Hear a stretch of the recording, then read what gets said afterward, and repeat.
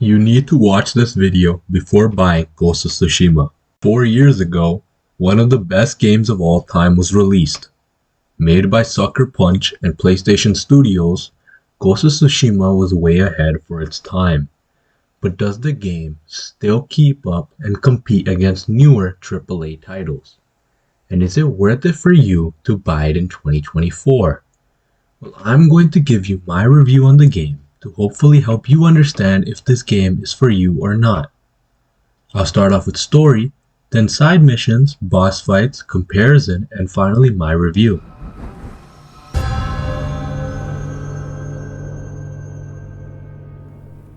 The story follows Jin Sakai, leader of the Sakai clan, who is also the nephew of Lord Shimura, leader of Tsushima Island and the Shimura clan. Though it is never specified, Lord Shimura is Jin's uncle from his mom's side, making him technically half Shimura. That is my speculation. Don't fact check me. The game immediately starts off with the battle against the Mongolians, led by the cousin of the descendant of Genghis Khan, Kutan Khan. The samurai lose very quickly, with Jin and Shimura being the only ones surviving. Jin, trying to save his uncle, goes for his sword until he is knocked out by 2 arrows on the back, as Lord Shimura is supposedly killed. Upon waking up, it is clear Jin was rescued. This was done by Yuna, a random thief who takes care of us in hopes to save her brother Taka, a blacksmith. The village we were at gets attacked, and we escape to collect our sword, which was traded for medicine. We reach it getting our first flashback, learning basic combat with our uncle years before the game. We escape the village after killing all of the remaining Mongols and getting on a horse. I trust Nobu will be a good name. I'm sorry, no more puns. Moving on, the game quickly transitions to Castle Canada, as Jin goes to kill the Khan. We face quite a few Mongols before making it to the bridge. This is where we learn our uncle is being held in prison and not killed. 志村殿の追いだ。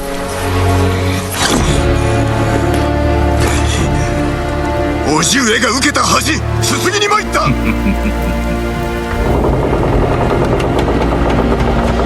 ジン、志村から己のことは聞いておるぞ。This is also where we face Kutan Khan for the first time, in a fight you have to lose. Jin just gets thrown off the bridge, somehow surviving. He has another flashback, but this time to his dad's death, where we learn Jin was too scared to help him as a couple bandits kill his dad. Jin goes through a bunch of people, eventually finding his uncle and grieving in his arms, till he wakes up. Jin finds Yuna through the power of wind, and plans to collect an army which will help him free his uncle for good. The game also puts us into the best opening I've ever seen.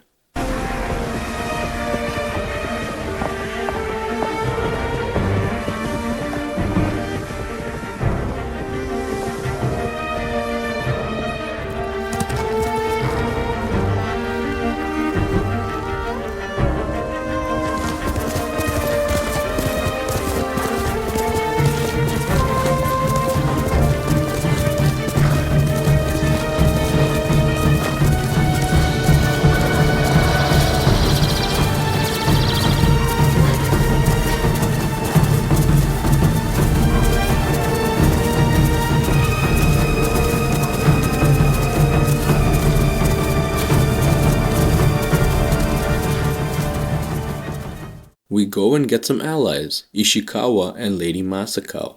More on them in side missions. Jin then meets up with Yuna again to sneak into a Mongol base and hopefully find Taka. Here we learn the ability of sneaking around and assassinating with focus hearing. One issue, however, this doesn't follow the code of the samurai, causing confusion and guilt in Jin's mind, taking us to another flashback where Jin and Shimura deal with an assassin in the way of honor. Jin wakes up again, and we kill our way till we find a random prisoner. We learn Taka is at another base. Before we can actually save him, we need one more alliance. This being with the Straw Hat Mercenaries, or Ronins.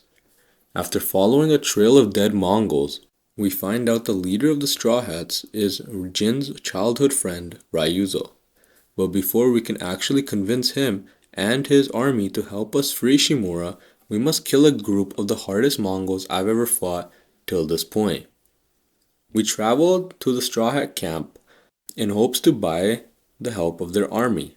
We learn the camp is starving, and to buy their loyalty, we must bring them food.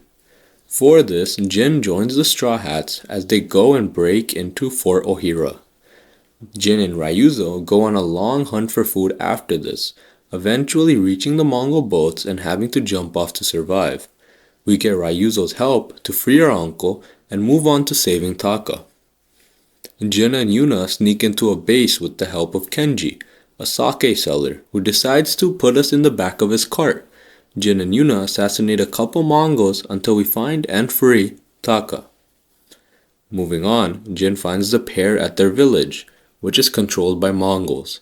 In order for Taka to start producing a tool which will help us climb walls, we must save his blacksmith partner and their family.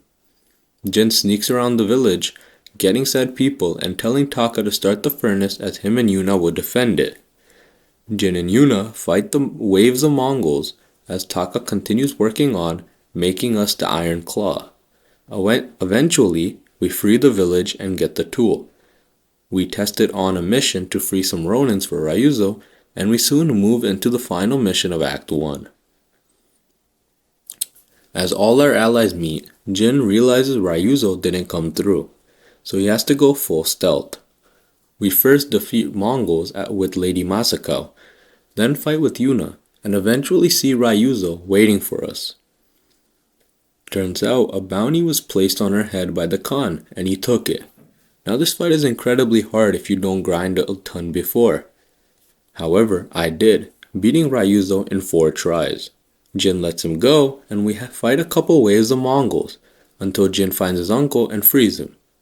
Then Shimura, Jin and the allies fight the remaining Mongols and take over the castle. Far north 2 days later, Khan takes over Castle Shimura and makes Ryuzo light a Japanese person up to prove his allegiance and for the food the Straw Hats desperately need. We rode a bit with Shimura and free a village. Act 2 starts and the Mongols get so much harder. Before discussing how to move forward, Jin returns to his home village, Ami Village, meets up with the sweetest female version of Alfred, Yuriko, and gets back his family armor. We also build poison darts as a new long-range weapon. Next thing Jin does is go and find a smuggler, Goro, who can smuggle Shimura's message to mainland Japan through the Mongol ships. In order for this to happen, Jin and Shimura must fight and clear a Mongol base. We fight a ton of Mongols and start blowing up Mongol boats like it's the 4th of July. Jin travels to meet Yuna and Taka, as Shimura needs the help of the Yarikawa town. However, before we try to negotiate, we have to sneak in through a hidden passage, because the town is surrounded by Mongols. The coward of a leader does not want to surrender or help Shimura, as the Shimura and Sakai clan killed their rebellion years ago. Since the leader said no, we must find old Yarikawa archers who left the town to fight Mongols. We find these archers, team up with them, and give Taka a pep talk.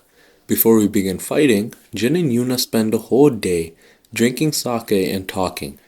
After this, one of the greatest fighting scenes and missions I've ever played took place, filled with non-stop fighting and slowly destroying the Mongol force. Jin opens the town doors to have a boss fight with General Temogi and unlock the ghost dance. The mission ends with Khotun Khan telling Ryuzo to kill Jin as he is getting dangerous for the Khan and their mission.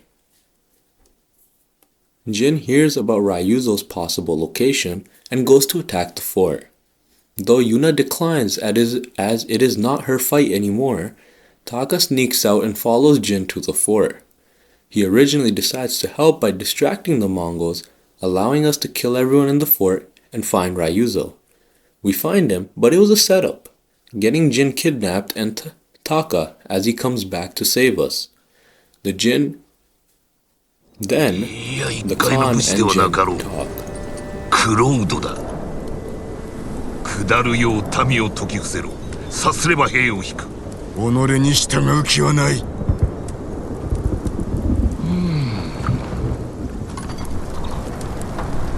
その言葉、志村からも来た。戦が終わるというのに。もうこの区別にはならぬ。誉れ高き一族の中で日陰の身となる辛さよくわかる。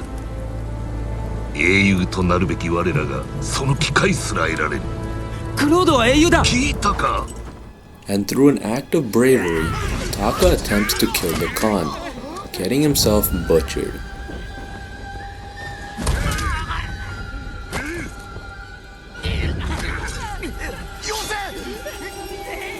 Jin goes crazy with Yuna, and kills waves of Mongols at the fort.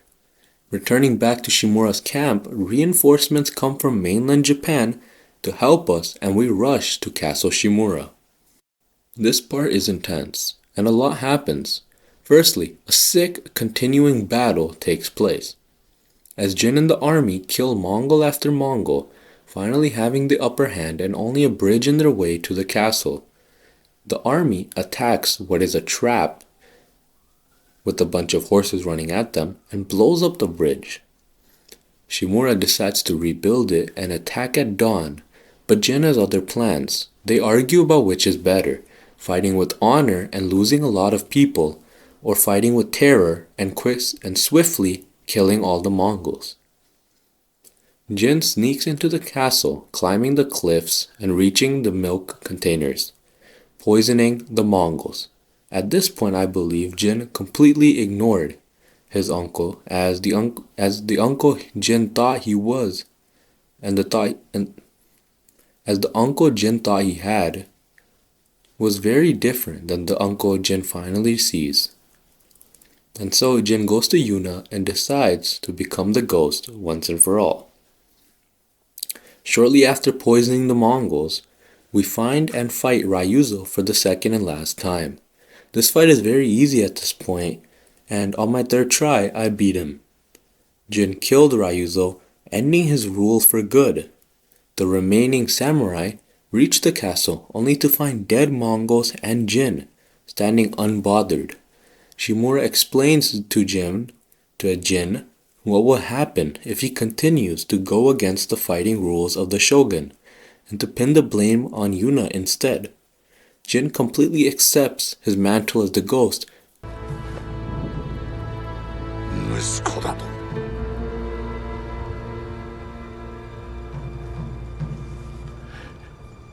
お断りいたす。俺はクロードだ。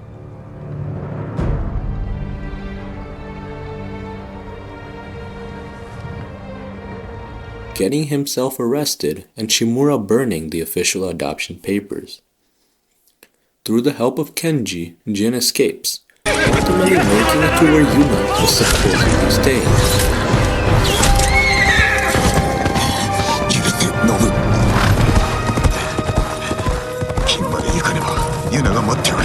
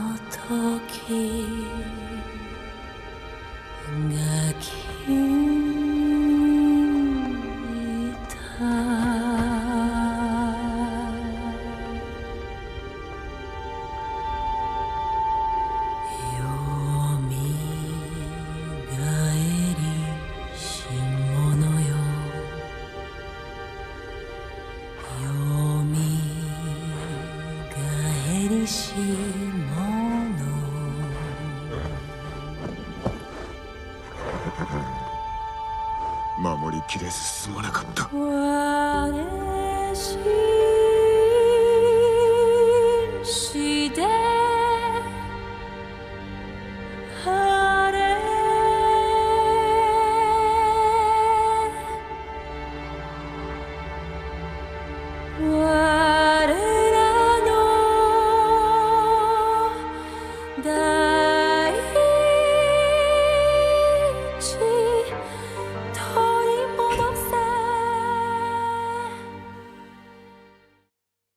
R.I.P. to Nobu, our horse, as it dies from wounds. This is where Act 3 begins. Jin also gets attacked and almost dies from poison, but is saved by Yuna. The duo look for a spot to camp at as they plan their next attack. We take back a temple to save some monks and make it our base. In order to kill the Khan, Jin needs his allies, so to get Jin's allies to fight with him, he must clear the way of a fort. Yuna will go to Ami village and get said allies while Jin will get the help of some archers.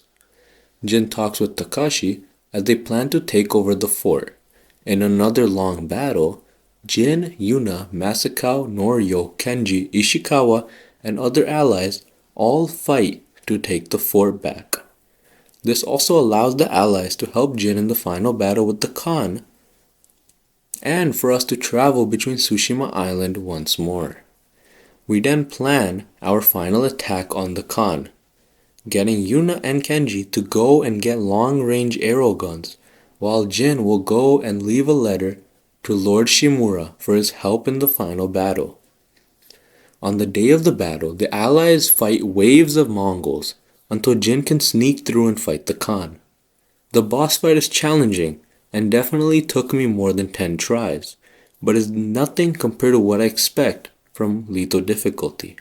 The Khan runs away from the fight, leading us to deal with more waves of Mongols until we get on the main ship. Waves of the hardest Mongols I've ever fought come at us and with the Khan backing them up. It is no longer a boss fight, but rather a regular fight with multiple enemies, allowing me to use all my abilities and the ghost stats. Eventually, Jin defeats the Khan and slaughters him for all who have lost their lives throughout the game so far. The ship explodes with Jin jumping off and meeting Yuna, who we ride on horses for a while with. Finally, Yuna lets us know that Shimura wants to meet Jin, and we head off to the final mission of the game at Ami village. Jin and Shimura talk, him explaining that the shogun has removed Sakai clan officially, sent in reinforcement clans, and has ordered Shimura to take the head of Jin. Here we fight our uncle, eventually beating us after a very difficult fight, giving us two options. 1. Kill him, which will give him the honor he deserves and demands, or 2. Letting him live and leaving honor completely. Since I've seen everyone spare Shimura, even though I wanted to, it only made sense for me to kill him and get this beautiful cutscene.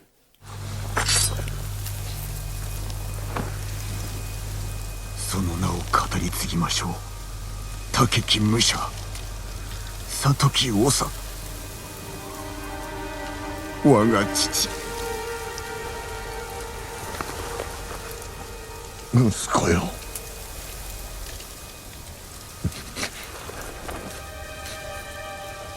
浄土で待っておるぞ。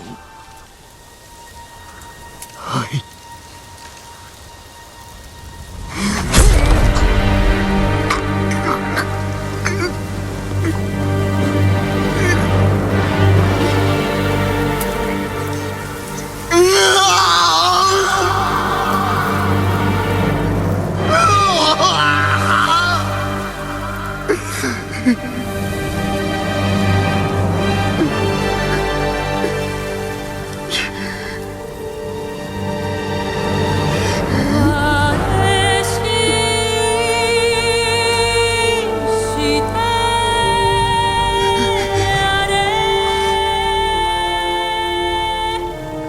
The story of Ghost of Tsushima, is not only amazing, but is based on real historical events, adding the depth of reality and giving a true samurai story/experience of honor and war.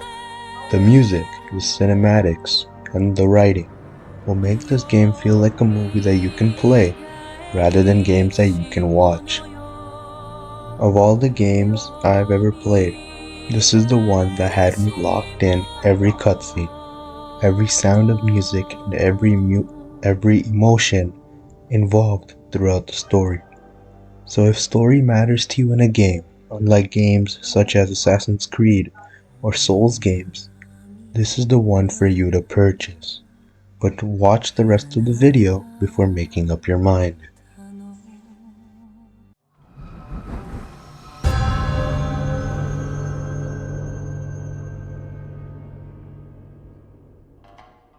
Ghost of Tsushima offers plenty of side missions to unlock supplies, points, skins, legend increase, and trophies. Though there are plenty of missions throughout the island, going from long emotional ones to a simple Mongol fight. I'll not be going over everything and instead will focus on Lady Masako, Sensei Ishikawa, Norio the monk, Kenji, and the mythic tales. Starting off with Lady Masako, arguably the saddest mission in the game. Her missions are finding the people behind the massacre of Masako's family, the Adachi clan. It's a repeat of following someone higher up in the trail of suspects, until Masako and Jin kill more Mongols or bandits and get the information they needed. At the end, we interrogate Junshin, a monk, not before fighting Masako herself as she wanted to kill the monk, whereas Jin wanted to save him. 人殺しの肩を持つか。話すだけのはず。それで何が変わる。約束なされた。一族の仇を討つとな。Find out Masako's sister, Lady Hano, was after the Adachi massacre. We learn Hano wanted Adachi and was abused by the man Masako set her up with. In the end, Hano stabs herself as Jin and Masako talk. 見えるのは姉の顔。それだけだ。これが生き地獄なのか。いえ、仇を討ったではありませんか。ご一族のため、その命を懸けて、もう安らぎを求める時です。この道は安らぎには通じぬ。ではどこへ。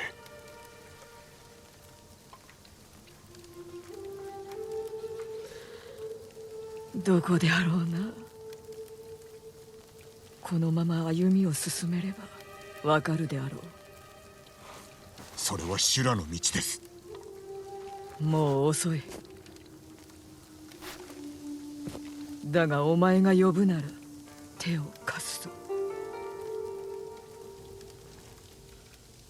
Overall, the side mission is amazing and heavy emotionally, getting any committed gamer to feel sorry for the grieving lady and interested on where to go next in her quest.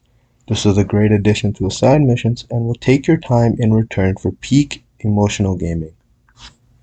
While trying to get Sensei Ishikawa on our allies, we help him find his missing student, Tomoe. After the same thing, one camp to another, we learn Tomoe helped the Mongols for the sake of her life, until they betrayed her, causing her to help us beat them, and then she goes to mainland Japan. 京都につけるかもしれません。ああ、巴ならつけるであろうな。戦は終わっておりません。島を取り戻さねば。わしからお主に教えられることはあと一つだ。約束しろ。わしと同じ鉄を踏むなよ。肝に銘じておきましょう。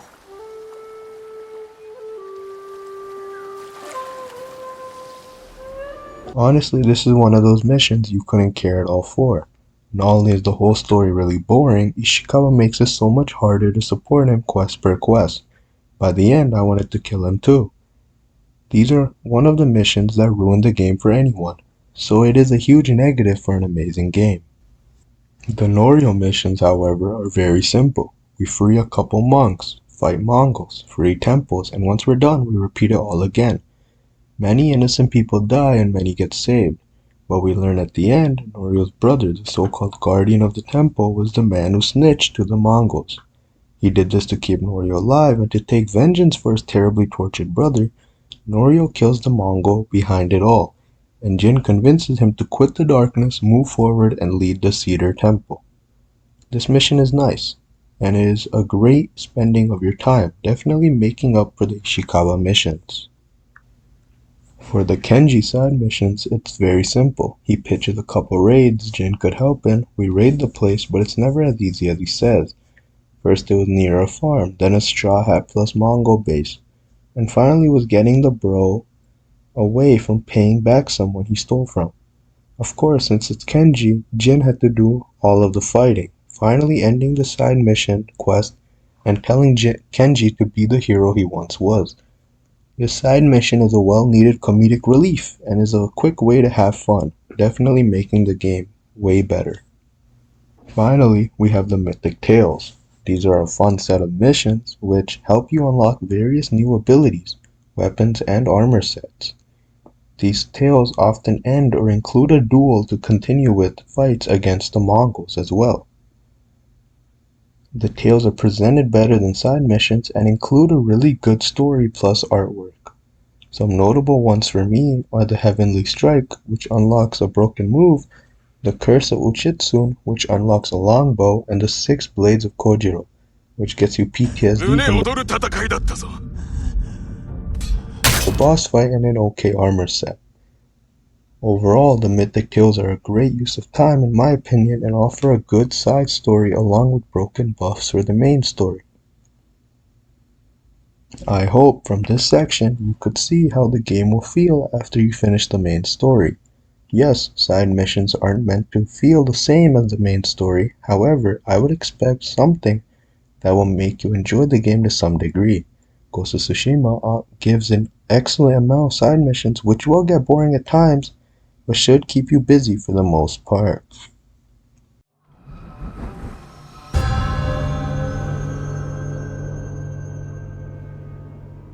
Boss fights are the most important thing throughout games that can make or break a game of the year. Games such as Arkham Knight fumbled with the Deathstroke boss fight, whereas games such as God of War really gave amazing boss fights in Odin and Thor. Ghost of Tsushima offers difficult duels that for the most part are fun, however they are also repetitive with the combat the boss uses. For example, many bosses in the game such as Ryuzo or generals often use the same shield or sword slashing that the Ronins and the overall Mongol NPCs use. While this makes sense, it isn't really fun, making them dry in comparison to other games. Another lacking factor for the Ghost of Tsushima is the lack of phases, as without the Khan, every fight is one phase.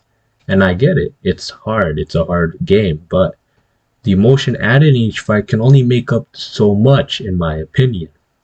So yes, the boss fights of Ghost of Tsushima are repetitive, they do get boring, but they are still fun and a great aspect of the main story and the game overall.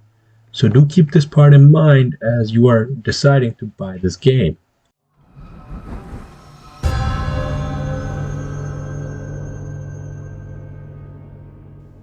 When looking for a game to compare Ghost of Tsushima with, Assassin's Creed, Rise of the Ronin, the Arkham series, and the Spider-Man series are the first to come to mind. Why? Because all these games offer stealth.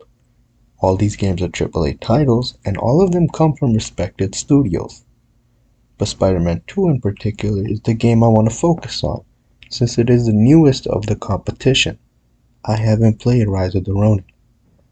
Since it had a $300 million budget in comparison to the $60 million for the Ghost of Tsushima, I figured it should be better, right? Let's start off with graphics. Both games are completely different settings, but both still have 10 out of 10 graphics. PS5 version for both, you can definitely see the beauty in these games. From an accurate New York City to a beautiful, almost fantasy Tsushima Island. If graphics matter a ton to you, then I would say both these games are worth it. Games such as Ghost of Tsushima, Spider-Man 2, God of War series, Zelda series, and The Last of Us Part 2 are your type of games. Let's move into combat. Both these games have combat pros and cons. However, where one's cons bring down the game, the others go up. Let me explain. The combat in Spider-Man 2 is huge. There are multiple tools, abilities, combos, etc. that make the game hella fun. But it also makes it very easy once you start to level up these moves, no matter the difficulty. Whereas in Ghost of Tsushima, the lack of combat makes the game harder, more fun to play, and gives the user a challenge no matter your level. But one thing is clear, Spider-Man 2 is less repetitive than the Ghost of Tsushima. Does that make it better? No. Why? Because it can be justified.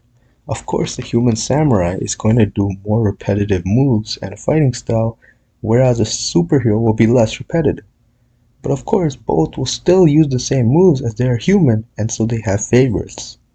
Therefore, Spider-Man 2, Souls games, and more fantasy type games would be more of your style if you don't want a repetitive game, whereas The Last of Us, Red Dead Redemption, and Ghost of Tsushima, etc. would be more of your style if you don't care if the combat is repetitive at all. Hopefully by now, you have an idea of which type of game you want. More specifically, if Ghost of Tsushima is worth it for you or not. But regardless of that, let's end the comparison off with the story. The story in Ghost of Tsushima is a 10 out of 10 classic. It's filled with emotion, Japanese culture, common sense, realism, and gives a beautiful experience. Whereas Spider-Man 2 isn't close to it. At best, Insomniac's game is a 7 out of 10 for a story, with emotion and common sense lacking for the most part, but watch my first video on Spider-Man 2 if you want more. There's the comparison. Do what you will with this information, but just know at the end of the day, Spider-Man 2 and Ghost of Tsushima are meant for different audiences, and are still fun in their own way respectfully. But, of course, for a difference of $30, one is definitely better than the other. The time has come. I'm surprised you made it this far, and honestly consider subscribing if these type of videos are something you enjoy watching. But without any more yapping, it is time for my review. With amazing graphics, beautiful story, repetitive combat, and semi-boring side missions, however, with an also beautifully emotional, culturally rooted experience of samurai, you will not regret buying Ghost of Tsushima. That's it. It's a 10 out of 10 masterpiece. However, consider checking out other reviews from other people on more games that interest you before you buy a masterpiece of art. Thank you for watching.